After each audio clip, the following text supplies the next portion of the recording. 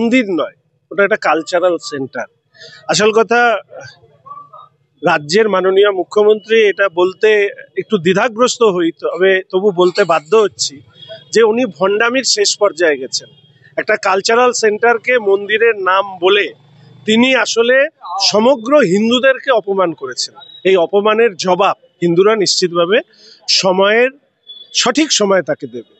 হুমায়ুন কবির প্রসঙ্গে বলি যে উনি হচ্ছে যে দলের সদস্য, সেই দলের প্রধান নেত্রী যেখানে এই ধরনের ভণ্ডামিতে নিজেকে জড়িয়ে ফেলেন, সেখানে সেই দলের একজন বিধায়ক এই ধরনের কথা বলবেন, এটাই আশা রাখি বা এটাই মানুষ আশা করে।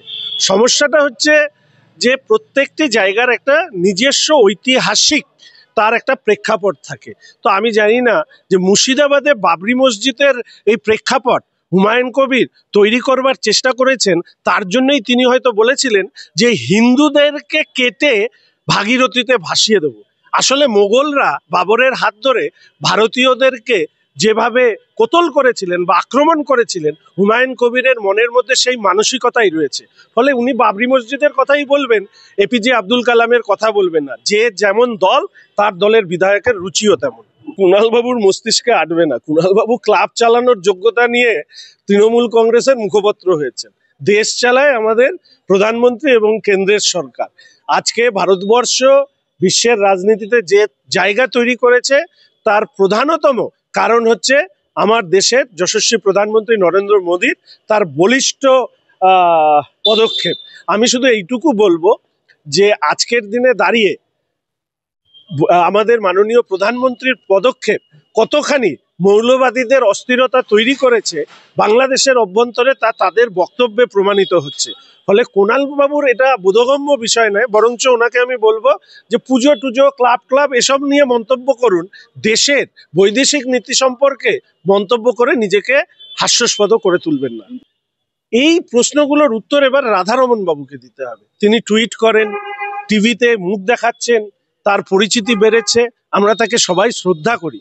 আজকে উনি মুখ্যমন্ত্রীর পাশে দাঁড়িয়ে একথা বলেছেন যে বাংলাদেশের ভিডিওগুলো ফেক। মুখ্যমন্ত্রী যখন বলছেন, উনি সেই সময় নিরুত্তর ছিলেন। যদি বাংলাদেশের ভিডিওগুলো ফেক হয়, তাহলে এই কিশোরীকে ইসকন করবার বা তার পরিবার ইসকন করবার জন্য যে শাস্তি পেতে হচ্ছে, তার প্রতিবাদ করবার মতন মেরুদণ্ড রাধারমণ বাবুর থাকা উচিত ছিল বলে অন্তত আমি মনে করি।